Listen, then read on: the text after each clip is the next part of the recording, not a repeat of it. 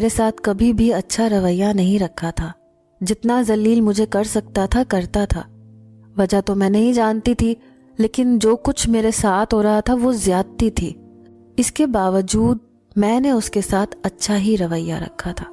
اس کی پسند کا کھانا بناتی تھی، پورا دن اس کے کام کرتی تھی۔ کبھی ایسا نہیں ہوتا تھا کہ اسے کسی چیز کی ضرورت ہو اور میں نے وہ پوری نہ کی ہو۔ میں جانتی تھی کہ میرا شوہر شکی مزاج ہے، اس لیے میں تیار بالکل بھی نہیں ہوتی تھی، بالکل سادہ رہنے لگی تھی۔ اب تو میرے شوہر کا رویہ بھی کچھ بدلنے لگا تھا۔ وہ بہت خاموش رہنے لگا، میرے کمرے میں بالکل نہیں آتا تھا۔ ایک بار میں کچن میں برتن دھو رہی تھی اور کچن کی صفائی کر رہی تھی۔ اکثر میں رات کو ہی پورا کچن صاف کر کے سوتی تھی، اور اسی وقت میرا شوہر چائے کا بھی کہہ دیتا تھا۔ آج کل بہت چپ سا تھا۔ میں سنک میں رکھے گندے برتن دھو رہی تھی کہ جب وہ کچن میں آیا۔ میں سمجھ گئی کہ اس نے چائے پینی ہے، اس لیے میں نے فوراً سے چولہے پر چائے کی کیتلی چڑھا دی، کیونکہ میں اس کا ہر کام اس کے کہے بنا کر دیتی تھی۔ یہ دیکھ کر وہ مجھ سے کہنے لگا، ایسا کرو، جا کے آرام کرو، میں اپنے لیے چائے خود بنا لوں گا۔ میں نے کہا نہیں، میں بنا دیتی ہوں، ویسے بھی ابھی مجھے کچن بھی صاف کرنا ہے۔ میرا یہ کہنا تھا کہ وہ میرے سامنے آ کر کھڑا ہو گیا۔ کہنے لگا کہ کچن صبح بھی صاف ہو سکتا ہے، ضروری نہیں ہے کہ تم سارا کام کر کے ہی سوگی۔ ایسا پہلی بار ہوا تھا کہ اس نے ایسے جملے میرے ساتھ بولے تھے، ورنہ شروع میں تو وہ مجھ پر بہت سختی کرتا تھا۔ کہتا تھا پورا گھر چمکانے کے بعد تمہیں سونے کی اجازت ہے۔ اس لیے مجھے عادت سی ہو گئی تھی۔ میں نے کہا نہیں، کوئی بات نہیں، میں آپ کو چائے بنا کر دے دیتی ہوں، لیکن اس نے انکار کر دیا۔ لگا جاؤ، جا کر آرام کرو، مجھے تم ویسے بھی تھکی سی لگ رہی ہو۔ یہ سن کر میں حیرت سے اسے دیکھنے لگی۔ یہ بات سچ تھی کہ چند دن سے واقعی میں تھکی سی تھی۔ گھر کے کام مسلسل کرنے سے میرے چہرے پر اب تھکن کے آثار ظاہر ہونے لگے تھے، اور دوسری بات یہ کہ مجھے اپنے شوہر کی سنگت کی خواہش بھی ہونے لگی تھی۔ وہ جیسا بھی تھا، مجھے زندگی تو اسی کے ساتھ گزارنی تھی۔ میں اپنے کمرے میں آ گئی، کچھ دیر ایسے ہی لیٹی رہی، پھر خیال آیا کہ کیوں نہ اپنے شوہر سے بات کرتی ہوں۔ آخر وہ مجھے کس بات کی سزا دے رہا ہے، میرے پاس کیوں نہیں آتا؟ یہ سوچ کر میں اٹھ کر بیٹھ گئی۔ سوچا کہ بات کر لینے میں کوئی حرج نہیں ہے، وہ میرا شوہر ہے، اس سے نہیں کہوں گی تو پھر کس سے کہوں گی؟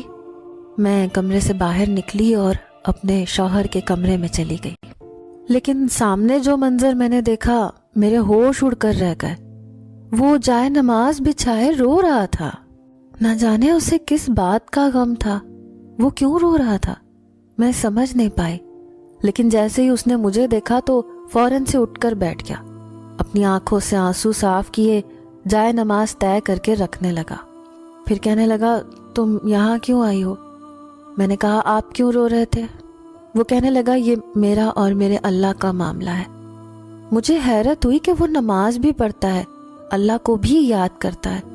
جو کچھ اس نے میرے ساتھ کیا تھا وہ تو بالکل ہی غیر انسانی سلوک تھا۔ میں تو سمجھی تھی اس کا اللہ سے کوئی واسطہ نہیں ہوگا، ورنہ وہ اتنا سنگ دل نہ ہوتا۔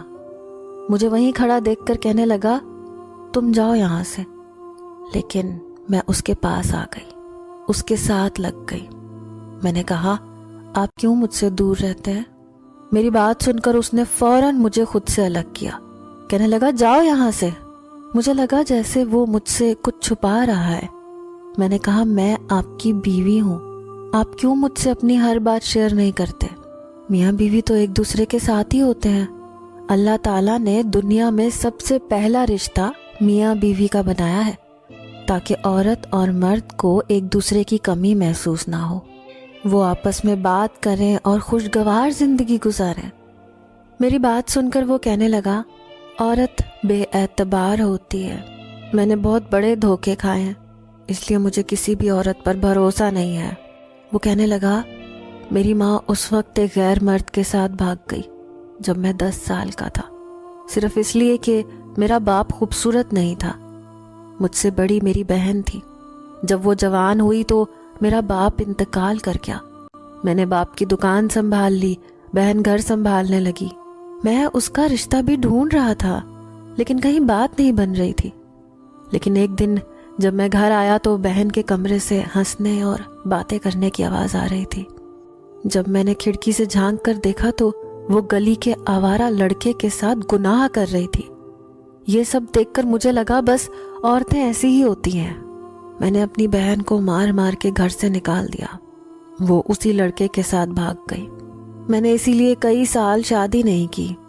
پھر لوگ مجھے تانے دینے لگے کہ تم سے کوئی بھی لڑکی شادی نہیں کر سکتی، کیونکہ جس کی ماں اور بہن بھاگ گئی ہو انہیں کوئی اپنی بیٹی نہیں دیتا۔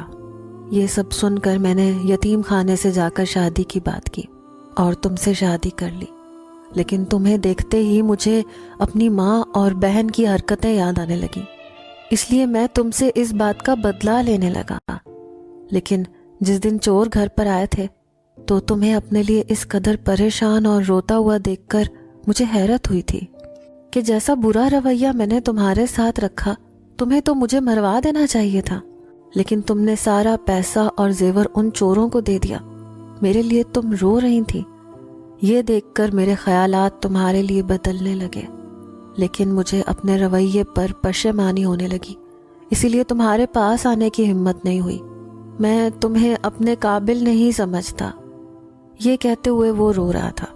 میں نے کہا جمال، میرے دل میں آپ کے لیے کوئی بدگمانی نہیں ہے، اور اگر تھی بھی تو وہ ختم ہو گئی ہے۔ جو کچھ جمال کی ماں اور بہن نے کیا وہ واقعی غلط تھا، کسی بھی مرد کو بدگمان کر سکتا تھا۔